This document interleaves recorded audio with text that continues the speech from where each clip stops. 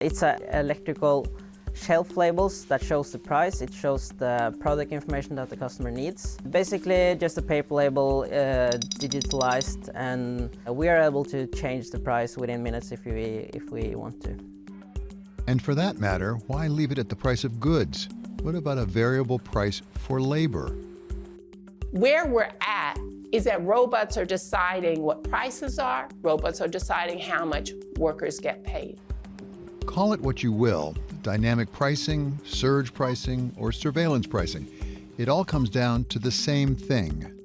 Every firm has an incentive to charge a different price to different customers at different point in time. The reason is because if a consumer willingness to pay is changing, as a firm, what I want to do is to charge a high price when you're willing to pay high price, and charge a low price when you're willing to pay low price.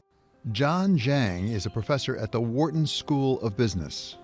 As a firm, I really have an incentive to make sure that when you're willing to pay a high price, I'm going to charge you a high price. Dynamic pricing may sound revolutionary to some, but it's actually as old as the markets themselves. What's changed is the technology and, in some cases, the laws.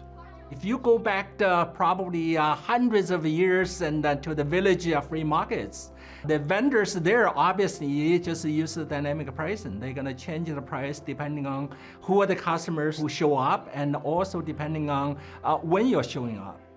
Modern-day dynamic pricing began in the 70s after the airlines were deregulated. Nowadays, it can mean charging different prices based on overall demand at different times, or even charging different individual buyers according to their willingness to pay. Variable pricing basically means that as a firm, I'm going to charge you different prices for different products in different usage occasions, and also depending on who the customers they are dealing with. Dynamic pricing, if you look at it, and really has multiple dimensions. And you don't just change the price over time. You also charge different prices across different products you have to sell. And also for the same product, you may actually charge different prices across different customers. For the same customer, you also charge different prices over time. In Norway, supermarket chain REMA 1000 has been using dynamic pricing since 2012 across its 680 retail stores. Parthap Sandhu is REMA 1000's head of pricing. So the market in Norway is quite competitive. We want to be cheapest on Christmas soda, so we lower the price 10 cents lower than our competitors. And they might be having the same strategy as we have, so they'll go even 10 cents lower. And then we get these kind of race to the bottom situations where we try to beat each other and the price gets really, really low. Basically, you get lower price when the demand is high. So we don't set the price up when the demand is high. We rather set the price low when the demand is high. Charging what the market will bear makes good sense from the perspective of a seller like REMA 1000. It can help make sure that it's not being undercut by competitors and that no money gets left on the table. But the buyers whose money is being taken have not always been as enthusiastic. Wendy's flirted with this idea of doing the surge pricing for burgers, and they're trying to learn from the Uber. Uber, of course, in this particular situation, the surge pricing really helps the consumers. So there wasn't a whole lot of backlash. When you surge pricing, on the one hand, you're gonna manage the demand, simply because more people probably would decide that they're not gonna take a Uber, they're gonna take a subway, take a bus, and so on and so forth. Most importantly, surge pricing will help you to draw more cars into Manhattan so that supply for the cars will increase. Every customer who want to take a Uber and actually have access to a Uber. In Wendy's case, that's not the situation. When you surge pricing at lunchtime when people are hungry, okay, you don't necessarily increase your supply in any way. And consumers don't see any benefit in that surge pricing. So that's why there's huge backlash from the marketplace. It's not just the Wendy's experience that's drawn attention. In the U.S., Senators Elizabeth Warren and Robert Casey took issue with Kroger's use of electronic shelf labels and dynamic pricing, saying widespread adoption of digital price tags appears poised to enable large grocery stores to squeeze consumers to increase profits. But despite some complaints, Professor Zhang says that dynamic pricing is not always bad for the consumer. For instance, for the train tickets from Philadelphia to New York, okay, the price can vary between $10 all the way up to $200. If you're vigilant, if you know what you're doing, if you really pay attention to the pricing, and you may actually get the chance to buy a train ticket from Philadelphia to New York at the price of $10. I know my son is very good at doing this nowadays because he does travel quite a bit and between Philadelphia and New York. So in that sense, that indeed that uncertainty in this kind of a situation, if you know what you're doing, if you want to make an effort, it could be beneficial to you as a consumer. Dynamic pricing can benefit the seller of airline tickets or supermarket items, but what if the thing being sold is your labor? How might dynamic pricing work if applied to how much we make for a living? The question is not hypothetical. Any contractor or freelancer will tell you how their take-home pay can change depending on the day, but for some workers, it comes down to the minute or even the second. So a couple of years ago, Lyft and Uber moved into what's called algorithmic pricing. So in other words, there is no percentage that we actually get of the fare, and there is no rate card that tells you how much you're going to make per mile, how much you're going to make per minute. On the driver's side, you think, oh, well, that'll be good for drivers. You know, oh, maybe they're charging me a lot, but my driver will get that. No, because guess what they're looking for us?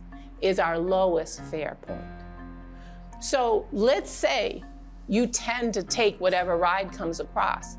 They will pay you lower and lower and lower. It's death for us. So if you see a 20-mile ride come in and they're going to pay you $10 for that, that's 50 cents a mile, period. You're losing money on that. I think for me,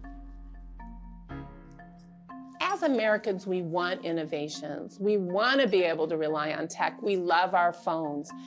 All of that is really good, but we really have to look at some of the downstream that isn't good about this tech in order to bring it home to protect consumers, to protect our environment, to protect workers' rights. I think that for employees, salaries have always been dynamic, and especially in an inflationary environment, you know that the salary are on the rise, and even though that real wages may or may not actually increase. Zhang says that dynamic pricing is also a double-edged sword. Even though it can give companies more ways to compete, it can also push them to compete away their margins if they're not careful. Dynamic pricing, surprisingly, is always good for a firm in the short term. If you know what you're doing, and if you can identify when a customer is willing to pay high price or low price, and you have a good way to implement it, it's always good for you, simply because you're going to generate more incremental revenues. You're going to, in fact, increase your profitability for sure. But one downside with dynamic pricing is this. You look at the airline industry, for instance, it's probably one of the earliest and the most sophisticated industry where dynamic pricing was introduced. But if you look at the cumulative profitability for airline industry, and since deregulation in 1978, you know that in fact that the cumulative profitability is either zero or slightly negative. Okay, so there we see that the industry that's very sophisticated in dynamic pricing, yet that the whole industry seems to be suffering because of it. And there is good reason for that. And the reason is because unilaterally as a firm, you want to implement dynamic pricing no matter what other firms are doing. One key consideration for firms looking to introduce dynamic pricing, it matters when you do it. Such as, for example, when people may be expecting some higher prices because of tariffs. If you look at the tariff situation, the pricing environment is really becoming more uncertain. And most importantly, that and we are putting into a inflationary environment. You can imagine that in an inflationary environment, consumers tend to be more forgiving for any price increase. And they certainly would be more forgiving and for price variations. And so because of that, you can imagine as a firm, if I always want to embrace dynamic pricing, this would be a good chance. And simply because if I vary the price, the consumers probably will not mind as much. And most importantly, that if I raise the price, and I have an alibi and to tell consumers. And even more important than picking the right time to move to dynamic pricing may be positioning it the right way for your customers. You want to do the dynamic discounting, I think that's a good way to do it. In fact, you look at the way that firms implement dynamic pricing, the mistake they're making is basically that, our price is going to go up and down, right? So that's one way to do it. The other way to do it is basically say, we have this price, that's a regular price, we just offer dynamic discounts, right, over time, and everybody gets a trophy. And so that in that situation, everybody feels better. Call it surge pricing, and it doesn't sound like there's much in it for the consumers. But dynamic discounts? That sounds more like we are all getting a trophy.